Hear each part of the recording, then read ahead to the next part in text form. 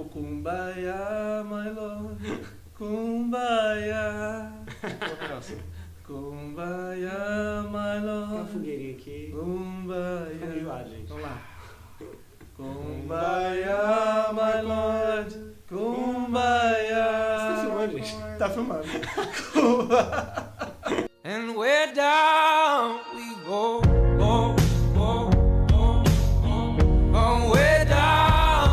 Bem-vindos a uma Viola Quebrada, mais um vídeo aqui do canal, e eu trouxe essas duas figuras aqui novamente para fazer parte aqui dessa brincadeira, e dessa vez nós vamos falar sobre os nossos vilões favoritos, os nossos malvados favoritos.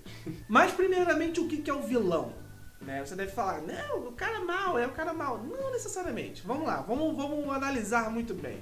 Primeiro tem o vilão clássico, certo? Que é aquele vilão que todos nós conhecemos, nós vimos em filmes da Disney, nós vimos em filmes de herói. Aquele vilão que se opõe ao herói, né? Que faz frente ao herói. É aquela coisa meio preto e branco, luz e trevas, essa coisa bem simplesinha e clássica, tanto do cinema quanto de outras mídias. E também tem um vilão moderno. Eu conceituei desse jeito, eu coloquei esse nome vilão moderno, porque em algumas outras obras mais pra trás você tem esse tipo de vilão. Que é aquele vilão que não necessariamente é um antagonista do herói. Ele às vezes tem os mesmos objetivos que o herói, só que os meios para chegar nesse objetivo são reprováveis. Por exemplo, o Magneto, o X-Men. Ele tem o mesmo objetivo que o Xavier, mas de uma forma mais agressiva. Ele usa uma forma mais agressiva para poder alcançar esses objetivos.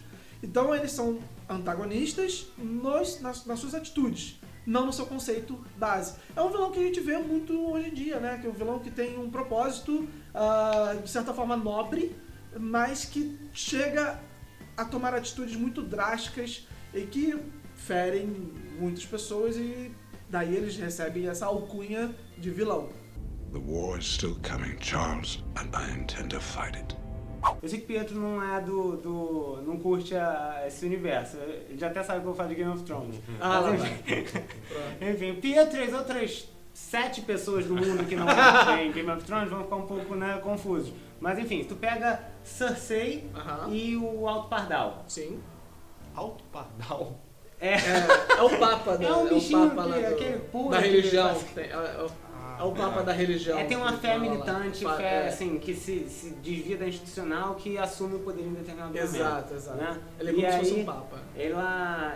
ela assume a Cersei, que é uma das famílias, de uma das famílias mais prominentes, né, de Westeros. Ela tenta se associar a eles pra tirar Ela traz a atual eles, né? família. Ela traz eles. De alguma forma Ela ela dá traz força a eles eles. pra... A gente fica numa situação, quem tá vendo o Game of Thrones, de não saber exatamente quem é herói e quem é vilão da história. Eu também não Você sei. Que engraçado, né? Curioso. A sacada. No fim das contas, você fica meio sem um parâmetro pra entender ali essa relação de Vilania. Exato, quem é o vilão. A gente acaba assim, eu tenho uma impressão, não sei como foi pra você, eu acabo optando pelo oprimido, né? Sim, então, assim, a Cersei tava naquela situação de merda, né? De shame e tal, Sim, e a gente sim, fica sim. falando, tomara que esse pardal se lasque. É verdade. Entendeu? Nossa. Mas assim, ambos são pessoas muito ruins. Eu tava até conversando sobre isso, e as pessoas falando, mas a fé militante não, é uma fé mesmo, é os padrões dele. Mas não, ele prendeu a Cersei só pelo fato de ela ter mentido, dizendo que não ficou com o Lannister e tal. Ela prendeu a Marjorie simplesmente pelo fato dela ter omitido a ideia de que o irmão tava com ela. Então assim, eles estão tão vilões quanto ela. É verdade. Então, no final das contas, você fica numa situação difícil pra estabelecer quem é pela ausência de uma referência heróica. Mas isso é legal no Game of Thrones. Bom, é bom mesmo. Não é bom, Pietro? Mas isso é legal no Game of Thrones, porque é difícil você ter um vilão, né? O vilão, óbvio, é o Rei da Noite, que tá vindo aí, enfim. Exato. Já nesse momento Não, já se a tem gente bastante pensar em... novidade. Até isso é um... Rei da noite. É o... Que nome bosta. The rhythm of the night, oh yeah. Então agora nós vamos listar os nossos favoritos, né? Vamos fugir um pouco desse mainstream de Darth Vader, Hannibal Lecter, enfim, desses caras que já foram exaltados demais. Então nós vamos colocar um pouco dos vilões que estão um pouquinho de lado ali, mas que conquistaram seu lugar ao sol nos nossos corações. Nossos corações. Na parte negra dos nossos corações.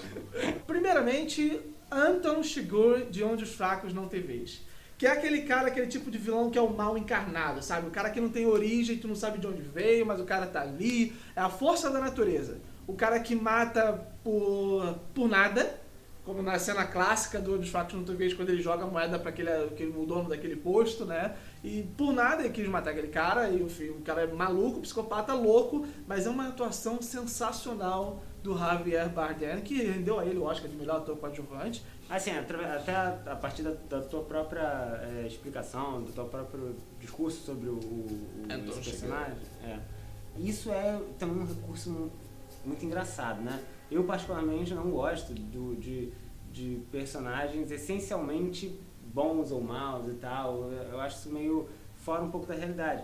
Mas isso desperta um medo, a ideia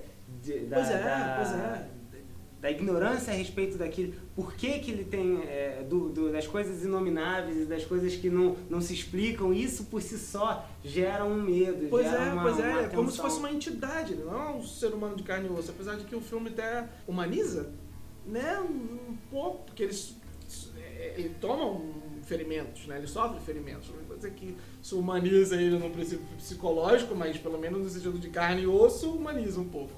Mas sem spoilers, obviamente, porque esses dois aqui não viram, pra minha vergonha.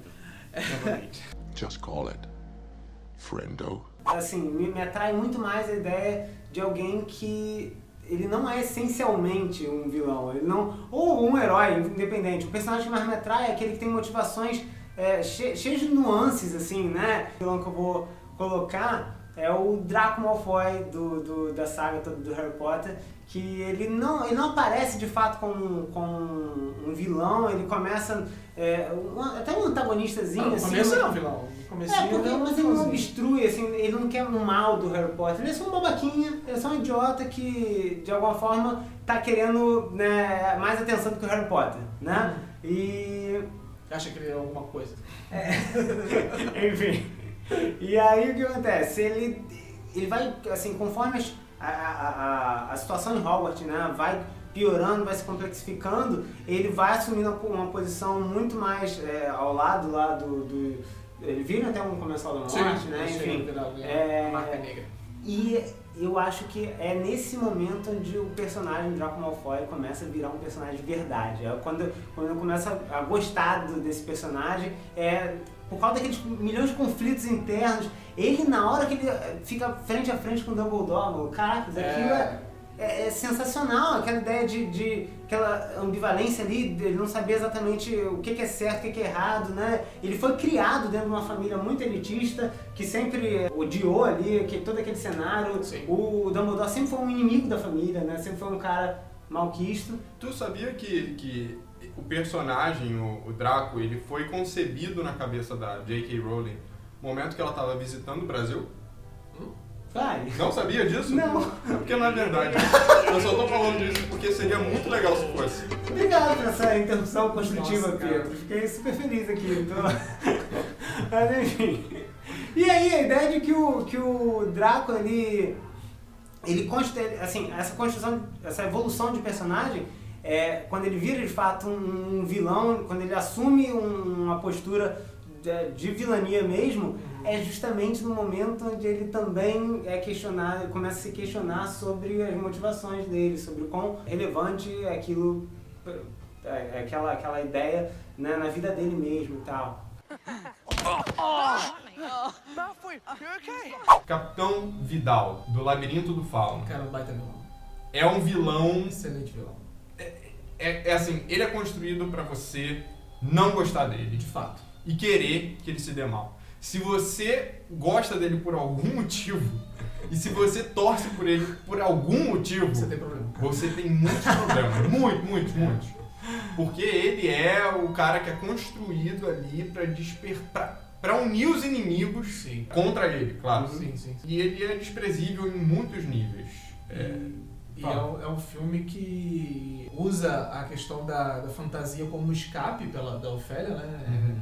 Que é dentro de uma realidade dura que ela vive, a protagonista, e de repente ela se vê dentro de um mundo fantástico. E ele é muito habilidoso nesse sentido, e também de criar criaturas medonhas, né? E é interessante que a Ofélia demonstre mais medo ao estar perto do Capitão Vidal do que com as criaturas que ela vê, que são o Homem Pálido, né? Aquele cara da mão, aquela coisa horrorosa, aquele sapo, né, gigante, o próprio Fauno, né, como uma criatura aos olhos feia, mas a Ofélia demonstra medo quando ela tá lidando com o padrasto dela, que é o Capitão Vidal, e é um filme fantástico, Labirinto do Fauno. Sensacional. Muito bom. Então é isso, galera. Muito obrigado por ter ficado até o final desse vídeo. Deixe nos comentários aí quais são os seus vilões favoritos. Tentem fugir do clássico, né? Do classicão, porque, né? Todo mundo já sabe que Darth Vader é um vilão sinistro, todo mundo já sabe que... Isso, vamos deixar então. Numa escala de 0.7 Darth Vader até 1.5, qual é o seu vilão preferido e em que nível ele está aí? Se você entendeu isso que ele falou, passa isso nos comentários e até a próxima. Valeu.